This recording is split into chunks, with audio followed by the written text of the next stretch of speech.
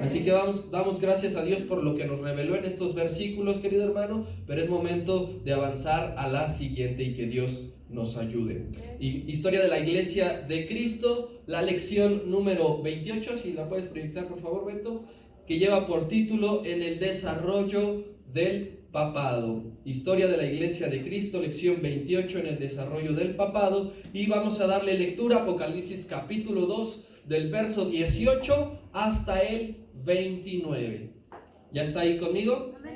Yo le voy a dar lectura, usted solamente me acompaña con su vista. Dice la palabra: y escribe al ángel de la iglesia en Tiatira, el Hijo de Dios, el que tiene ojos como llama de fuego y pies semejantes al bronce bruñido, dice esto: yo conozco tus obras y amor y fe y servicio y tu paciencia, y que tus obras postreras son más que las primeras, pero tengo unas pocas cosas contra ti, que toleras que esa mujer Jezabel, que se dice profetiza, enseñe y seduzca a mis siervos a fornicar y a comer cosas sacrificadas a los ídolos, y le he dado tiempo para que se arrepienta, pero no quiere arrepentirse de su fornicación. He aquí yo la arrojo en cama, en gran tribulación, a los que con ella adulteran, si no se arrepienten de las obras de ella.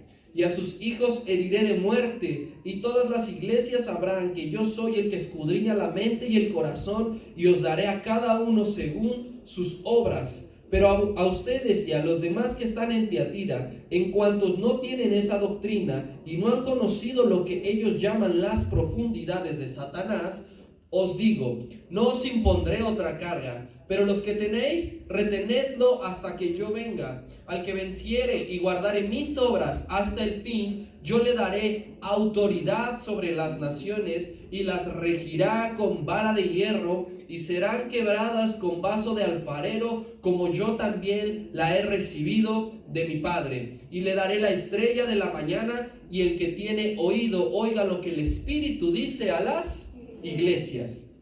Entonces, querido hermano, continuamos con el desarrollo de la iglesia cristiana, de la historia cristiana, con una nueva carta, con una nueva iglesia, con una nueva ciudad y con un nuevo tiempo profético. Recuerde que cada iglesia, que cada ciudad, que cada carta nos está revelando el Padre que es un tiempo en el que la iglesia ha padecido, ha luchado, se ha mantenido hasta nuestros días, y que este tiempo que viene dentro de la iglesia, el orden es también el orden cronológico en el que están ido sucediendo las cosas. Entonces este va a ser el mensaje número 4 de 7. Son 7 iglesias, vamos en la número 4, es decir que ya vamos exactamente a la mitad, ¿sí? Ahora pasamos a la iglesia que se llama Tiatira.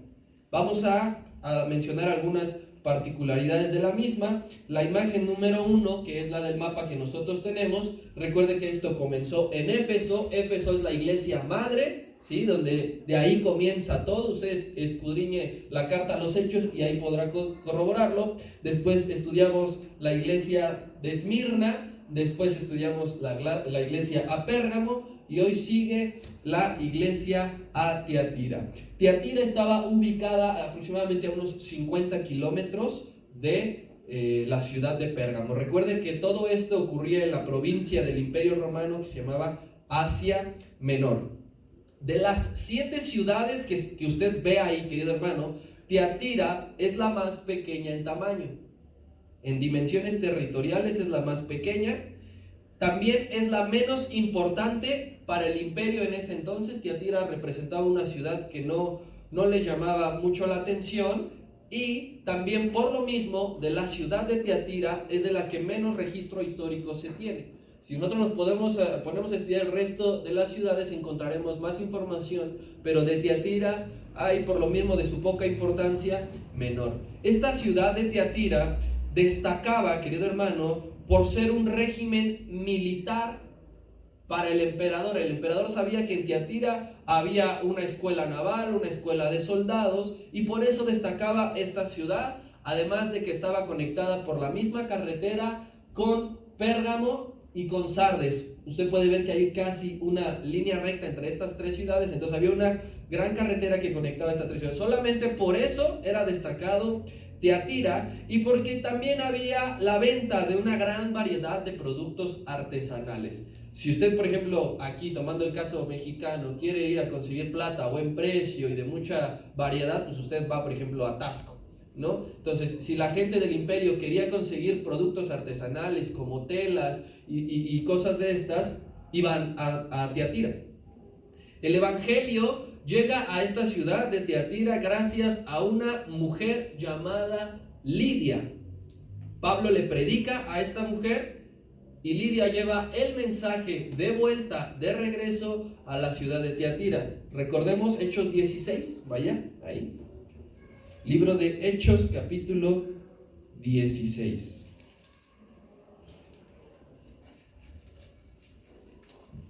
Verso 14. Si alguien lo tiene, me ayuda leyéndolo fuerte. Entonces una mujer llamada Lidia, vendedora de púrpura de la ciudad de Tiatira, que adoraba a Dios, estaba oyendo, y el Señor abrió el corazón de ella para que estuviese atenta a lo que Pablo decía.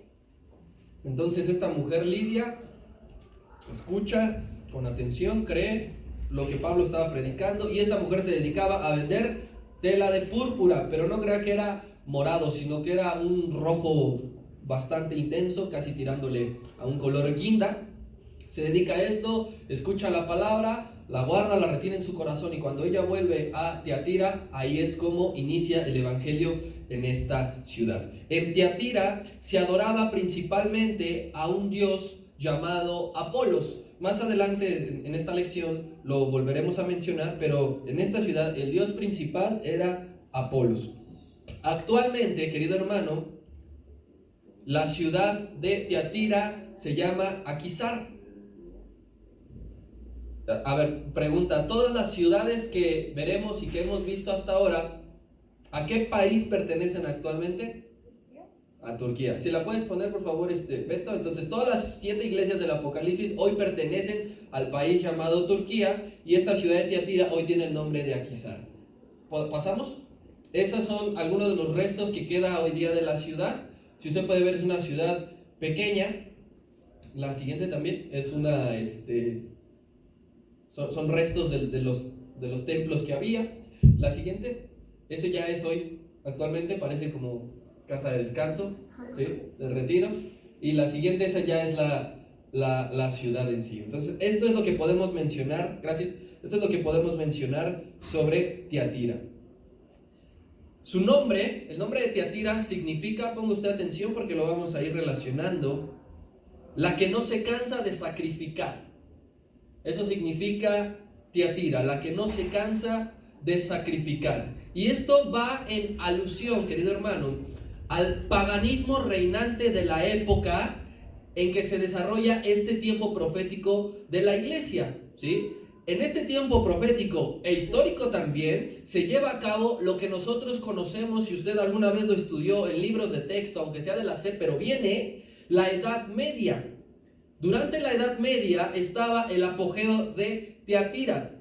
¿Y qué ocurría en la Edad Media que tiene que ver con el significado de no se cansa de sacrificar? Ocurrieron 2 eventos históricos. Las cruzadas, ¿sí? Que la iglesia salía a evangelizar y si no creían los mataban, ¿sí? Y también ocurre lo que usted ya conoce como la Inquisición, ¿sí? Si la iglesia encontraba algún rebelde, alguien que les llevaba la contra, los mataban. Por eso es que Tiatira significa la que no se cansa de sacrificar. El tiempo de Tiatira va a abarcar los siglos 7 hasta el 14.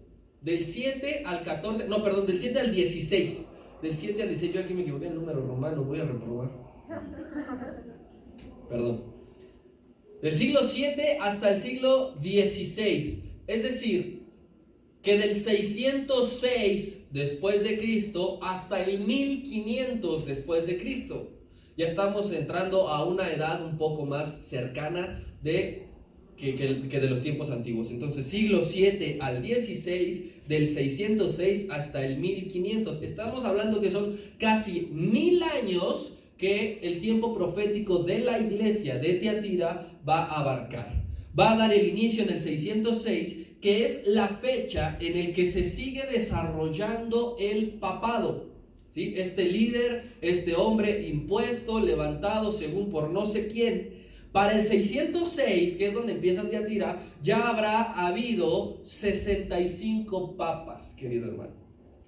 Yo le he dicho, en toda la historia ha habido 266 papas en total, y para el tiempo que inicia Tiatira ya habrán pasado 65. Entonces, del 606, que es el desarrollo más fuerte del papado, hasta el 1500, que termina con la Reforma Protestante. La historia universal nos sirve para ir relacionando todo esto que encontramos también dentro de la palabra del Señor. Esta carta, querido hermano, de Tiatira va a ser la más larga de las 7. ¿Por qué? Porque tiene un problema bastante importante, como ya acabamos de leer en algunos versículos. Serán 12 en total de esta carta a Tiatira y va a ser la más larga. No encontraremos una carta hacia una iglesia más larga. A esta iglesia de Tiatira usted también la podrá conocer y la podrá relacionar, escuchar como la iglesia del engaño.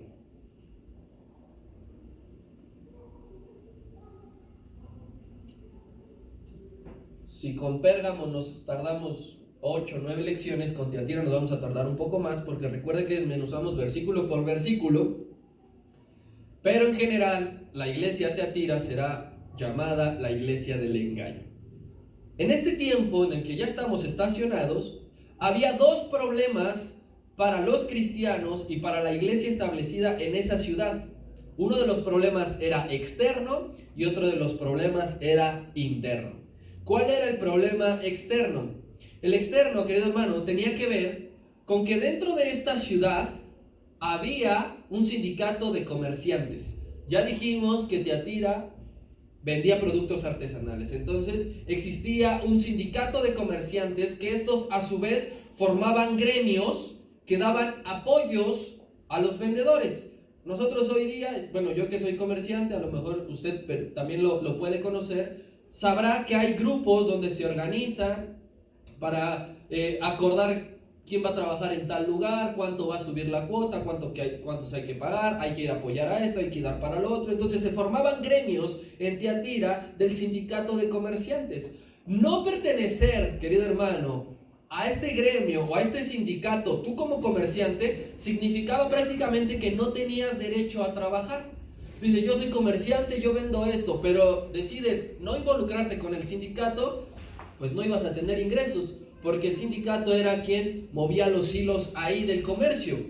Las reuniones sindicales de todos estos grupos se llevaban a cabo dentro de templos paganos, en medio de celebraciones llenas de idolatría, que casi siempre terminaban sacrificando a los ídolos en borracheras o en orgías.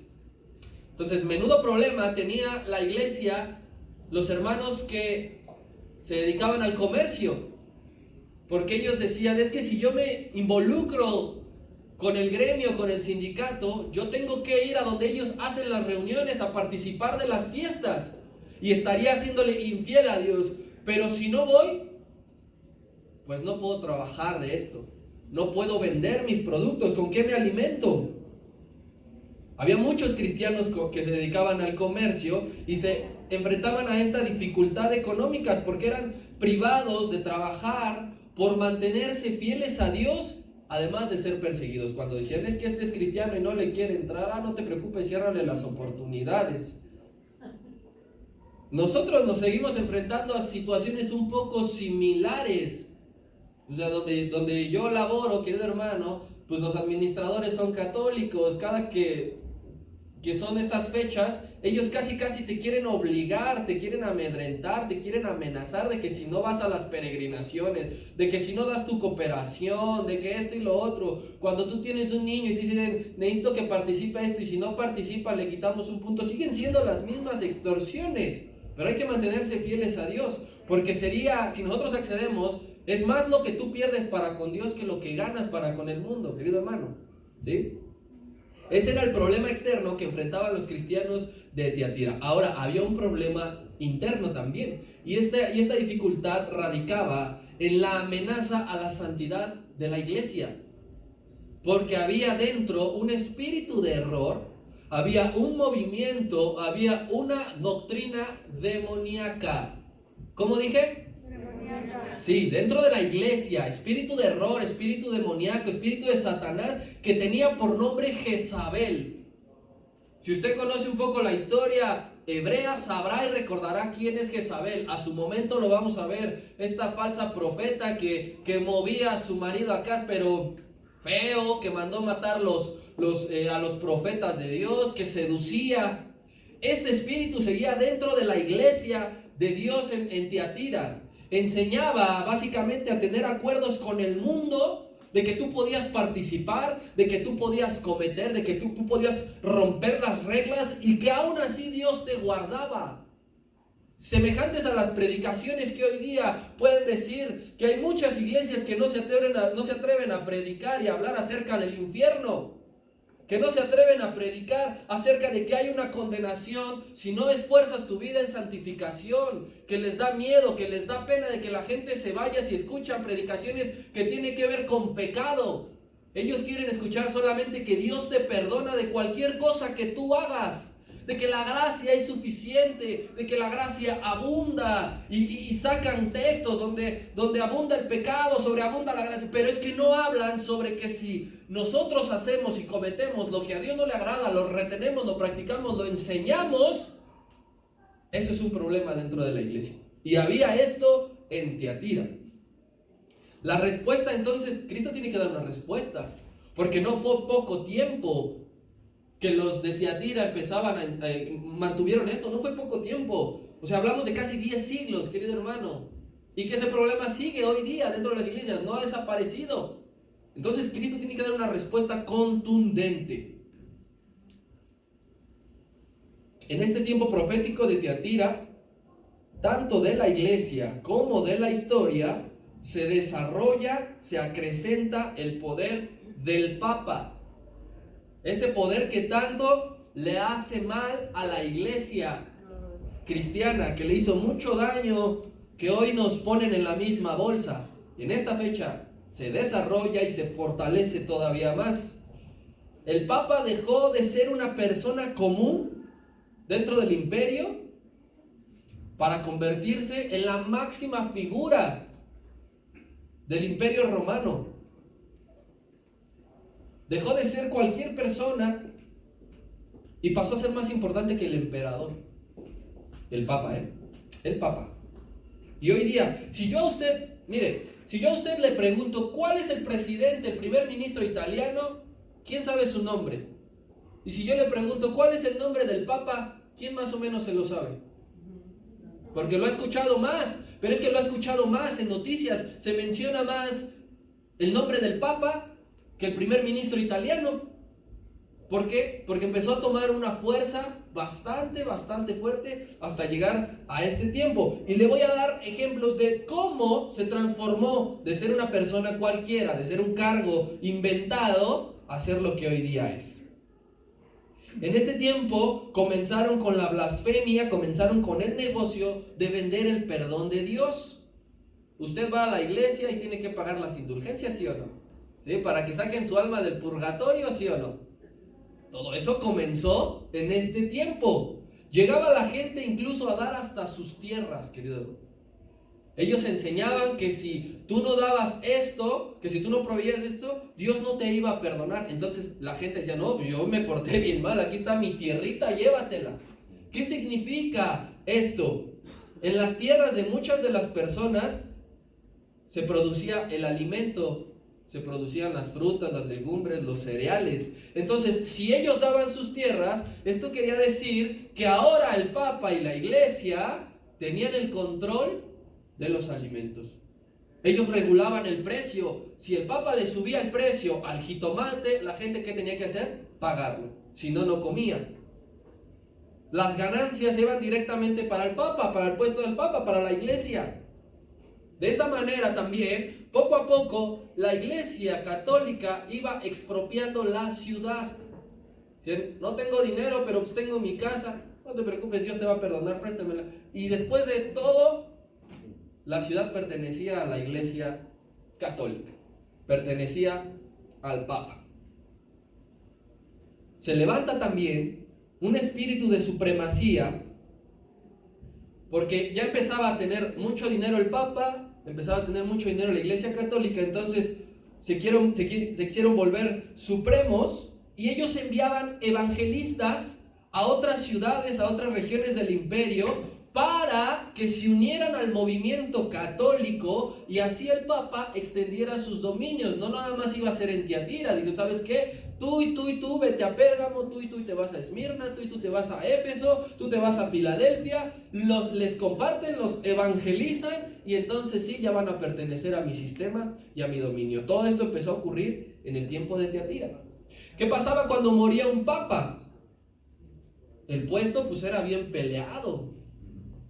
Todo mundo codiciaba, ya se murió el papa, o incluso pues los mandaban matar para poderse quedar con el lugar, porque gozaba de prestigio, gozaba de poder, de reconocimiento. Muchos lo ambicionaban, porque no había un sistema de elección como el que ya conocemos hoy día, donde se meten todos, llegan a un acuerdo, envían el humo blanco diciendo que por fin hay un papa, hasta que este murió. En ese tiempo no. Entonces, al papa, quien lo elegía en ese tiempo, era el emperador. El emperador era, acuérdense que había una unión ya iglesia-estado, entonces el emperador era quien elegía al papa, pero después el papa supera la figura del emperador para la gente, y ya hay este tipo de elecciones que hoy día conocemos. También en este tiempo se obligaba a la gente a dar limosna, se obligaba a dar a la gente la limosna, y el papa que estaba en turno, él establecía a los sacerdotes: tú vas a ir a la iglesia de tal, tú vas a ir a la iglesia de tal, tú vas a ir a la iglesia de tal, pero a su conveniencia. Había convenios: le vas a sacar a la gente la limosna y la mitad es para mí, la otra mitad te la quedas tú. Y también tú le vas a sacar tanto a la gente, la mitad es para mí, la otra mitad te la quedas tú. Entonces, fíjese cómo esto en casi 10 siglos, en casi 1000 años, empezó a volverse un sistema. En Tiatira empezaron: aquí está el negocio, hay que vender esto, hay que enseñarle mal a la gente, hay que meterles miedo. Y empieza la gente a dar todo, aún lo que no tiene. Y hoy día pasa lo mismo, la gente da ni siquiera lo que no tiene. Entonces yo le pregunto, ¿esto ha cambiado hoy día? ¿No? Lo poco que a lo mejor usted conoce de la iglesia romana, lo poco que usted llega a ver, a escuchar, de que platica con una vecina que es católica, a lo mejor usted en su momento, gracias a Dios, Dios lo sacó de ahí y conoce un poco, pero esto no ha cambiado. Sigue siendo la misma práctica. ¿Por qué? Porque resultó un éxito rotundo, total, a tal grado que hoy pues, el Papa tiene empresas con prestanombres. La iglesia católica está inmersa en Wall Street. Entonces, todo esto comenzó aquí. En pocas palabras yo le comento, querido hermano, en base a lo que he escuchado anteriormente, se lo digo concretamente: ni el papado ni el papa son bíblicos. No hay un respaldo que diga, bueno, aquí como que se puede justificar un poco esto. Ni el papado, ni el papa, ni la iglesia católica tienen un respaldo bíblico.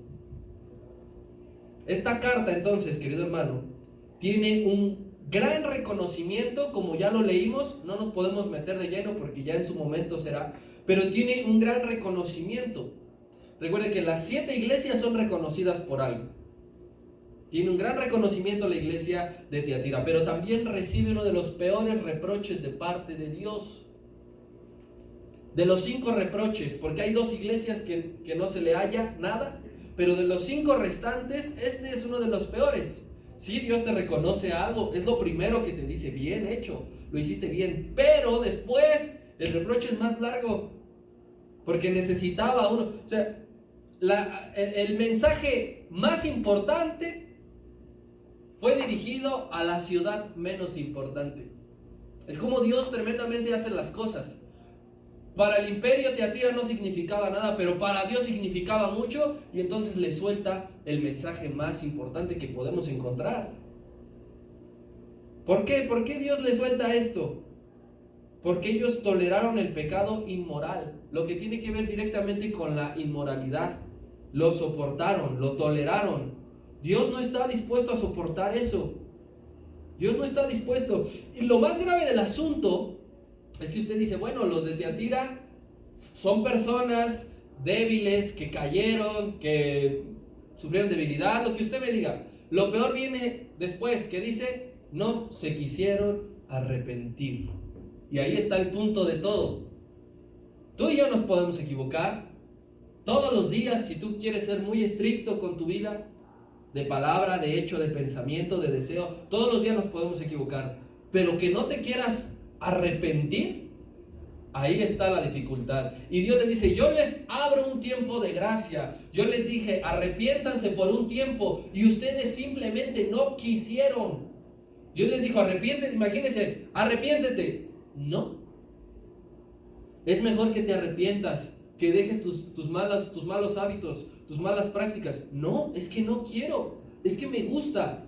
Esto es lo que estaba contestando la iglesia de Tiatira.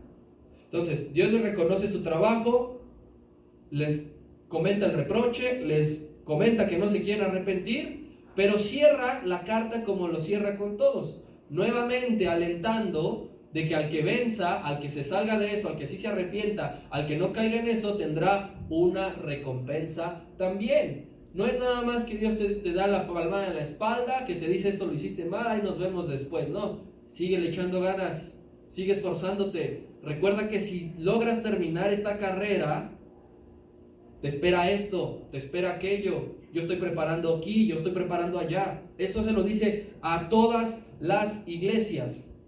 Ya leímos entonces en los versículos que contiene esta carta, la que vamos a ir escudriñando poco a poco. Pero imaginemos lo siguiente, querido hermano. Le pregunto, ¿cuál cree que haya sido la reacción de los hermanos presentes a la hora de escuchar el contenido? La escribió Juan en el siglo número 1. Se la da al responsable, al encargado de la iglesia, y la empieza a leer. ¿Cuál cree que haya sido la reacción? Que dicen, pero tú has retenido ahí a Jezabel, que enseña a mis hijos a fornicar. ¿Cuál ha sido la reacción? ¿Cuál sería nuestra reacción si esa carta no dice carta a Tiatira, sino dice carta a embajadores de Cristo, y hoy el Señor nos la leyera a nosotros? ¿Cuál sería? ¿Usted se reiría de, está loco el Señor? ¿Cuál sería? ¿Comenzaría usted a llorar y decir, verdaderamente no nos hemos querido arrepentir? ¿Cuál sería? ¿Se enojaría como muchas veces? Ay, ¿por qué están hablando otra vez de lo mismo? Parecen discos rayados, que no sé qué, que no sé cuánto. Una vez le preguntaron a uno de los predicadores, no quiero decir más famosos, pero sí de los pocos que quedan, que siguen la línea de la sana doctrina, le preguntaron, cuando a ti te invitan a predicar a una iglesia, pues me imagino que preparas un tema muy moderno para que llegues y la iglesia esté expectante. No, la realidad es que siempre predico lo mismo, contestó él. Solamente predico a Jesucristo y su sacrificio en la cruz. Y mucha gente dice queda decepcionada porque espera un mensaje lleno de motivación, un mensaje que tenga que ver con ejemplos actuales, y lo único que yo me paro a decir es que Jesucristo murió por ti y por mí. Entonces, ¿cuál sería tu reacción si hoy el Señor nos estuviera leyendo esta carta? ¿Te enojarías porque el Señor nos está hablando así de fuerte? ¿Te pondrías triste porque qué hemos hecho? La iglesia que ha enseñado, ¿cómo ha luchado para combatir esto? La misma reacción que nosotros tenemos, seguro es la misma reacción que tuvo la iglesia en Tiatira. Hubo unos hermanos que se rieron, otros que lloraron, otros que se enojaron, otros que se pusieron tristes. Versículo número 14, vamos ahí, Apocalipsis, capítulo 2. Dice, y escribe al ángel de la iglesia en Tiatira, el Hijo de Dios, el que tiene ojos como llama de fuego y pies semejantes al bronce bruñido, dice esto. Así abre la carta, así inicia el mensaje. Cristo resucitado, querido hermano, con una nueva autodescripción de sí mismo. ¿Quién tiene en su Biblia letras rojas? Significa que ¿quién está hablando? Cristo, ¿sí? Tanto en Apocalipsis como en los Evangelios. Entonces, se está autodescribiendo Cristo. Comienza con una nueva autodescripción. Recuerde, en Éfeso empezó, el que tiene las 7 estrellas y anda en medio de los 7 candeleros de oro dice esto. Se estaba autodescribiendo. En Esmirna dijo, el primero y el postrero, el que estuvo muerto pero vivió. Se está autodescribiendo. En Pérgamo dijo, el que tiene la espada aguda de 2 filos dice esto. Se está autodescribiendo. Y aquí para Tiatira dice, el Hijo de Dios que tiene como ojos de llama de fuego y pies como de bronce. No lo puso Juan por iniciativa, a pesar de que Juan estaba viendo la visión. Fue Dios quien le dictó cada carta y Dios dijo, a mí me pones y a mí me describes primeramente que soy el Hijo de Dios, que tengo ojos como llama de fuego y que tengo pies como bronce bruñido. Ya la siguiente semana veremos profundamente esto, querido hermano. En todas las cartas que hemos enseñado, la revelación, querido hermano, hay una revelación poderosa en cada autodescripción. No es como que, bueno, va a empezar como el que está en medio de las 7 estrellas, de los 7 candeleros, tiene un mensaje. El que tiene la espada de 2 filos tiene un mensaje, una revelación. El primero, el postrero, el que estuvo muerto y vivió, tiene una revelación. Lo mismo aquí con el Hijo de Dios, que tiene ojos como llama de fuego. Dice, Hijo de Dios. ¿No le llama la atención por qué dice Hijo de Dios? ¿Por qué él dice, empecemos esto como Hijo de Dios? ¿Quién le comenté que era el Dios reinante en la iglesia de Tiatira? Apolos. ¿Y sabe usted en la historia mitológica griega quién era Apolos? El hijo de Zeus. Entonces Dios empieza aterrizando a todos los de esta ciudad. Ah, tú adoras al hijo de un Dios, pues yo te comento, yo soy el Hijo de Dios. Comienza hablando fuertemente y poderosamente. Aquí el que va a hablarles, aquí el que va a llamarles la atención es el Hijo de Dios, no el hijo de cualquier Dios inventado por los hombres, hecho a estatua, hecho de yeso. Aquí quien les va a hablar es el Hijo de Dios. ¿Por qué dice ojos como llama de fuego? Primeramente porque todo lo observa. Los ojos de Dios, que son como llama de fuego, todo lo observa para que pueda darles la descripción a cada iglesia. No es porque un ángel vino y le pasó el chisme al Señor, le dijo, mira, en esta iglesia hicieron esto, esto, esto y esto. No, Él lo estuvo, lo está y nos está observando como a todos, con sus ojos de llama de fuego. ¿Y qué significa que estén encendidos? Es que está irritado por el pecado del pueblo. Cuando las personas nos enojamos nos ponemos rojas, algunos les saltan la vena, se les transforma el rostro. Dios está irritado por el pecado de la iglesia de Tiatira, por la iglesia actual, por eso sus ojos se encendieron. Después, ¿por qué dice que sus pies son como bronce bruñido? Porque hablará, querido hermano, de que primeramente Dios es un Dios estable. El bronce es algo estable, no es algo que se pueda doblar con el viento, no es algo que usted pueda tomar así y poder moldearlo. El bronce es fuerte, el bronce es duro, y Dios está diciendo también que habrá dureza de lo que Él va a decir.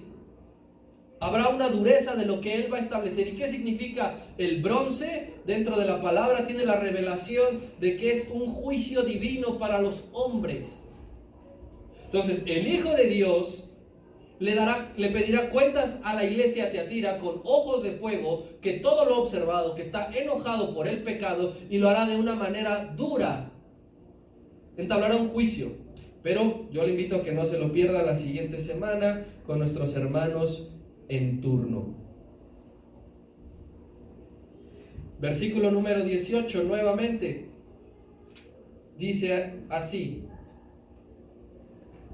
Y escribe al ángel de la iglesia en Tiatira, el Hijo de Dios, el que tiene ojos como llama de fuego y pies semejantes al bronce bruñido, dice esto.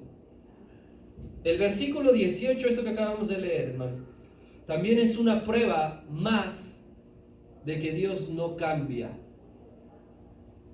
Ya hemos leído este texto y este mensaje y esta descripción anteriormente dentro de la palabra del Señor.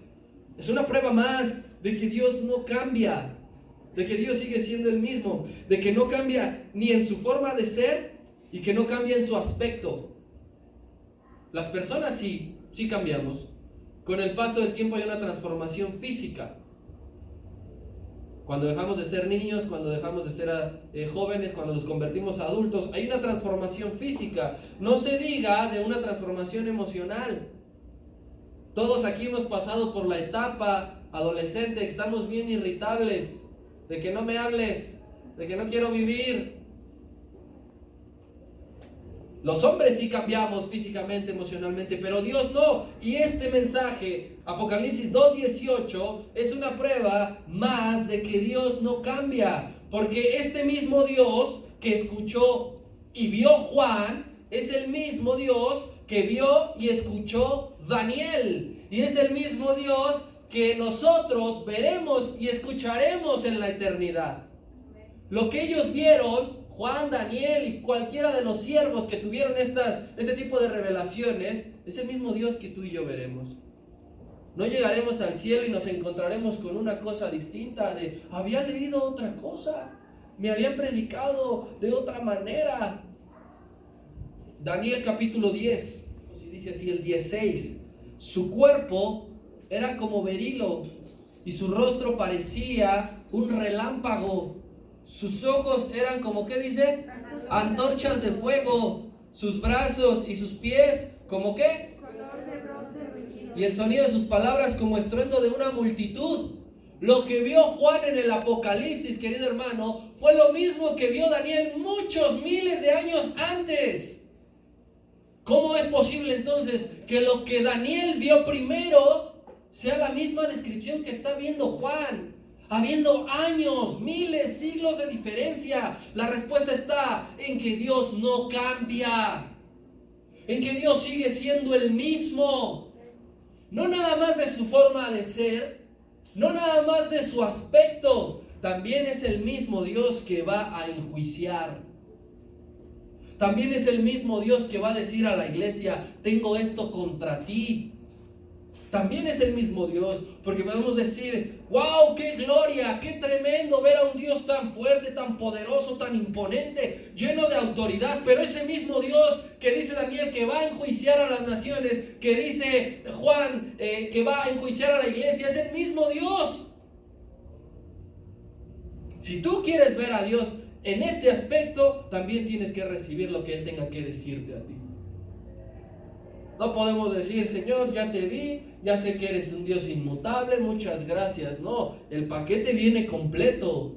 Tenemos que aprender a escuchar lo que Dios nos dice. ¿Y qué tiene Dios que mencionarnos? ¿Qué tendrá que mencionarnos de una manera interna y privada por medio de esta carta, por medio de esta iglesia? Porque yo sé que Dios me va a hablar a mí. No sé usted. No sé si va a aceptar, no sé si quizás si vaya a ser uno de los casos o de los ejemplos de las iglesias donde se paran y se enojan y se ofenden y dicen aquí no pasa esto, seguramente le está hablando al hermano de al lado, ¿no? ¿Cómo crees? Si yo soy un santo. Hay que irnos preparando, querido hermano, para encontrarnos a este Dios poderoso, pero también hay que ir preparando nuestros oídos, porque necesitamos escuchar cosas fuertes que Dios nos tiene preparados.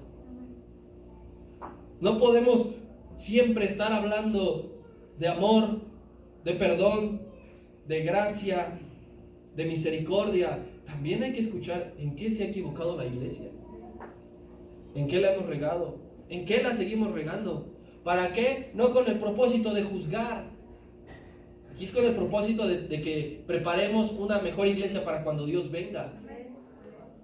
De que se sienta orgulloso, de que digo, sí, les tuve que llamar la atención 4 o 5 veces, pero sirvió, pero funcionó. Esto que Dios hace, que nosotros podemos leer, que es fuerte, querido hermano, no creas que era para que Dios dijera, es que quiero verlos sufrir, es que quiero verlos llorar. Es porque a pesar de que estaba amacizando a la iglesia, sabía que iba a recibir una iglesia fiel. Es necesario, querido hermano, todo esto. Es necesario. Yo no sé si tú, sabiendo y enterándote de qué se va a tratar las siguientes lecciones, vas a venir. Pero ¿quién va a venir? Amén. ¿De verdad sí va a venir? Amén. ¿De verdad usted va a escuchar y va a aceptar lo que Dios tiene preparado para nosotros? Porque Él ya lo tiene dicho y Él lo tiene escrito. Y Él va a preparar a sus siervos. Le voy a pedir que se ponga usted de pie.